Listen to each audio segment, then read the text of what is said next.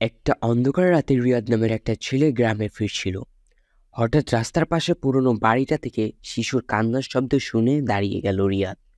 কৌতূহলে সে দরজাটা ঠেলেই ঢুকে পড়ে।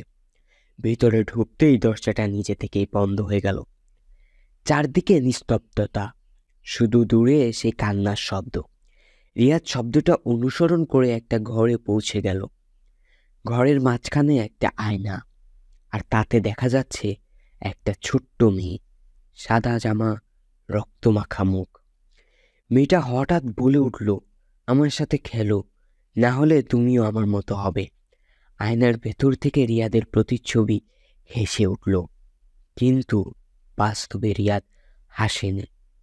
পরদিন সকালে গ্রামের মানুষরা পুরনো বাড়ির সামনে রিয়াদের ব্যাগটা পেল, কিন্তু তাকে আর কখনো খুঁজে পাওয়া গেল না। আয়নার ভেতরে এখন দুইজন হাসে।